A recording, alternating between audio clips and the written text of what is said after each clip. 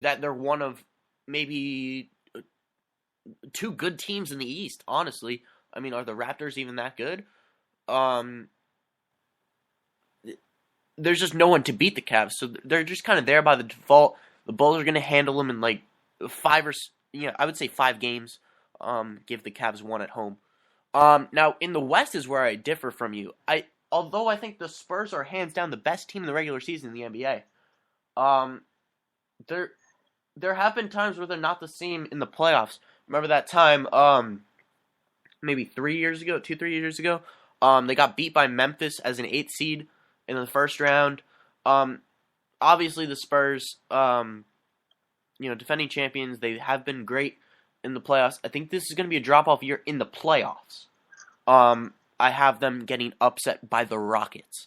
And then past that, the Blazers are my number 2 seed, so they'll take care of the Pelicans, and then be going up against the Clippers. I think the Blazers will finish the Clippers in 6 or 7, and then the Blazers beat the Rockets in 5 or 6. So CB, I'm assuming you have the Bulls winning the finals. So how many games and who's the MVP? Um, I'm really trying not to be a homer here, but I really really like the Bulls this year. Uh, Now I think as much even being a homer, I think this is the first time I've actually picked the Bulls to win it all. Their depth was scary watching it against the Knicks, even without having Jimmy Butler, their defensive stopper, and I think someone who's really going to take a step up this year. They have those three big men in Gibson, Gasol, and Noah that are going to be impossible for any team to be able to guard all three of them. Because there's not going to be any team that's going to be able to guard the two of them, plus have a bench defender. I think that's going to be a very big factor for the Bulls this year. And their defense is really going to help them. They've been scoring really well this year with Aaron Brooks off the bench. I think he gives them more than Augustine gave them. And plus, they have some shooting. They still have Mike Dunleavy. They bring in Doug McDermott. They have Mirotic, who's shown from the power forward position he can shoot the ball. Once he gets comfortable with the offense, I think he'll get more minutes as well. And I just look at them, still a very, very good defensive team. Kirk Heinrich's going to be able to lock up quick point guards as well. And then you add the infusion of offense from Pau Gasol, some shooting, and Derrick Rose back in the lineup. If this team can stay healthy, I think once you see this whole team play together, they're going to look scary. So I have them beating the Spurs in 7 games because I think the Spurs are still a very, very talented team. The MVP, I'm going to pick Derrick Rose. Okay, I can see that. And by the way, just big disclaimer here. All of these picks are made with the assumption that Derrick Rose can walk for more than half the season. So if that does not happen, then these picks change entirely. So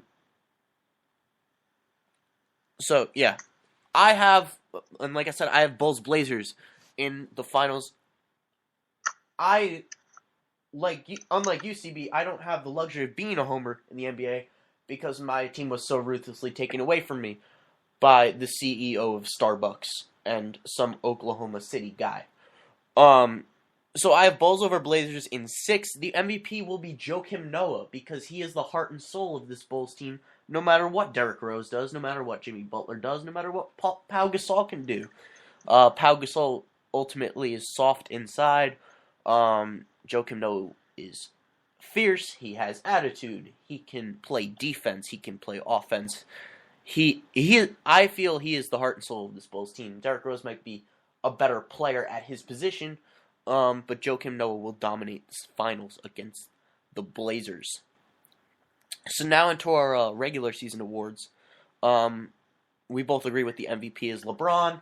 I think that's just a no-brainer. I feel like Kevin Durant had a legitimate MVP season last year. Even if he didn't, I think they would still give it to Durant.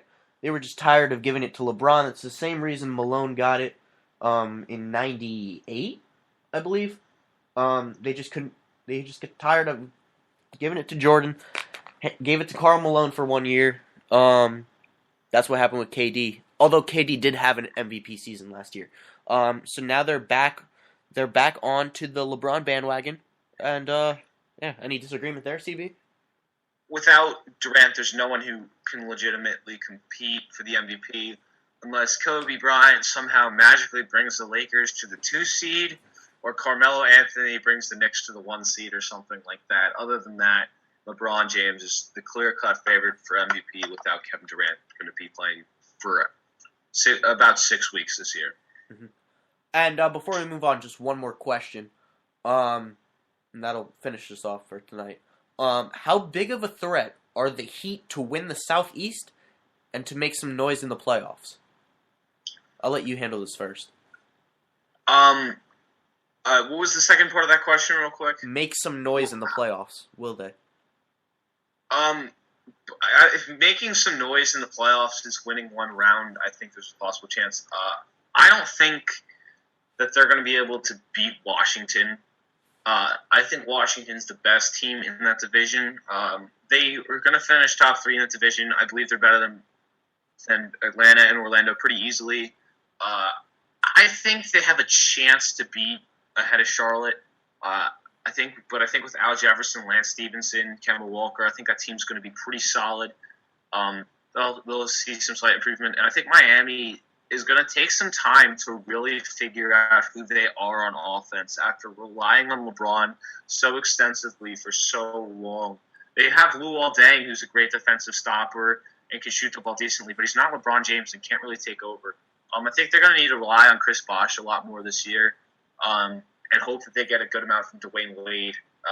But without Dwayne Wade playing 80 games, it's going to be hard to see them winning that division, especially with a good Washington team that has the bigs of Nene and Gortat who are good. And then once Brad Beal comes back, they'll have John Wall and Brad Beal, and that's a devastating backcourt. As for making some noise in the playoffs, I think they could probably win a series maybe.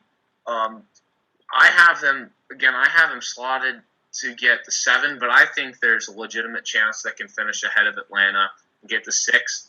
And if they played Washington in a playoff series, I think Miami lines up much better in the playoffs than they do in the regular season because they'll have Dwayne Wade for an entire season. They'll have developed a point guard. Hopefully, Shabazz Napier turns out to what they need to be. I think they can win a playoff series. I can't see them beating either the Bulls or the Cavs, and I don't think they'll be better than Washington in the regular season. But I think there's a chance they could upset either Washington or Toronto in the first round of playoffs. Yeah. Absolutely no chance they win the division. The Wizards are actually a pretty good team. If you saw what they did in the playoffs last year, I was amazed by it. Now, I think the Hornets are a better team than the Heat when it comes down to it. But I think the Heat will end up having a better record.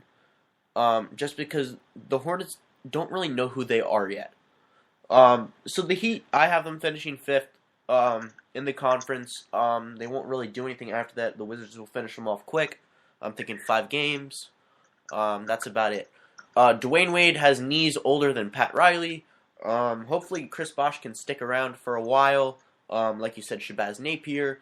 I like getting Luol Deng, but how long is he actually going to be there? I think the Heat, they need to blow it up and build around Chris Bosh. Start a Raptors project, basically. So yeah, that's what I think about the Heat. Another devastated team, slightly less devastated because they have a star in Chris Bosh and then an aging star in Dwayne Wade. But another team devastated by the loss of LeBron, basically. And that's why he's winning MVP this year. Now, the other award we agree on is Rookie of the Year being Jabari Parker.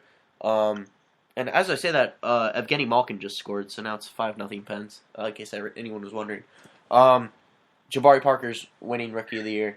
I don't think Wiggins is going to have as big of numbers in Minnesota.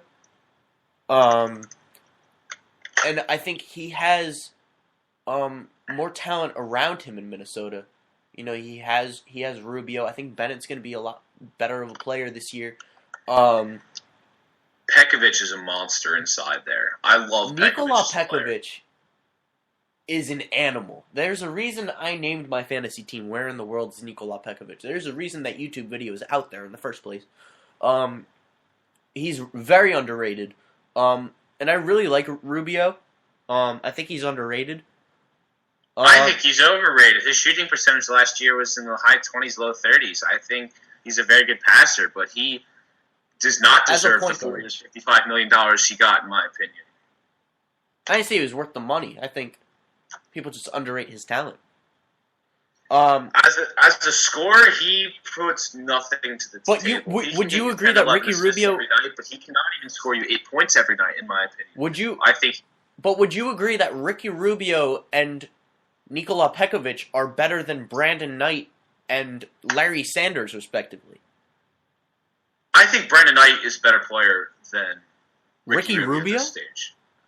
I believe Brandon Knight is going to have a fantastic season. Now, I think there's still more around Wiggins in general. I think Larry Sanders is going to have his ups and downs. I think John Henson off the bench will be decent. Larry Sanders almost scored on his own basket last night. I'm sorry, what? Larry Sanders almost scored on his own basket last night. I will give you that, and that is Jason Kidd nearly had a heart attack. He is more of a defensive stopper. He's going to.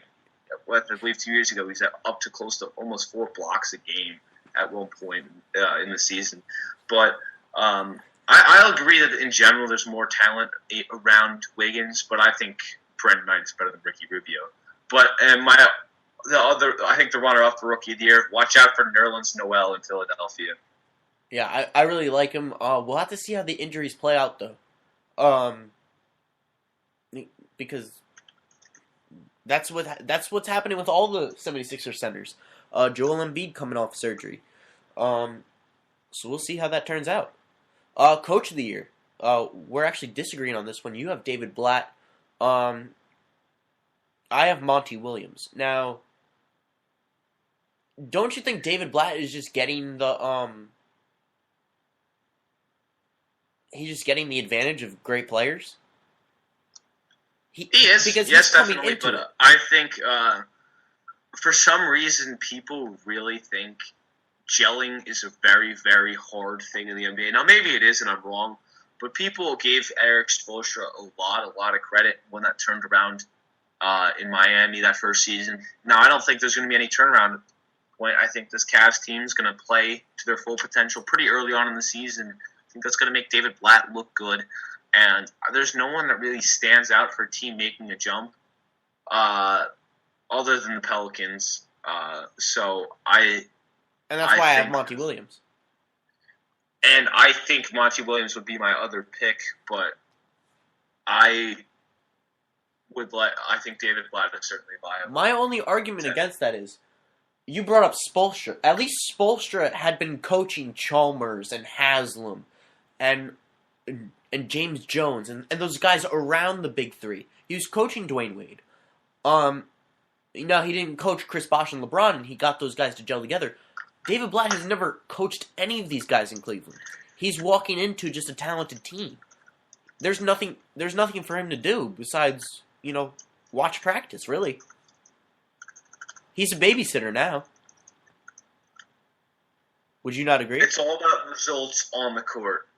And that's really all it comes down to. I see your point. I just think that people will see as the better coaching effort Monty Williams, because he's turning this team around. He's worked with these guys. He's not just walking into a place with LeBron. Because I could probably win Coach of the Year if I walked into a team with Kyrie Irving, LeBron, and Kevin Love. I just don't see. Again, we both have the Pelicans in the playoffs, but the Pelicans don't make the playoffs. There's no real team making a jump, and I think David Blatt. It always looks good for. Again, the Cavs are going to be making a huge jump in wins either way, no matter what happens. Now, granted, that's an infusion of talent, but I think that anytime a first-year coach brings a team turning around without any other team that really built up, I think that makes him a good, viable contender for Coach of the Year. Okay. I'm willing to live with that, but we'll see how it turns out. Sixth man of the year, you're going with your boy Taj Gibson from none other than the Chicago Bulls. I like Isaiah Thomas here. Used to be on the Sacramento Kings, went over to the Phoenix Suns this offseason. Now they have the three-headed monster in Goran Dragic Eric Bledsoe.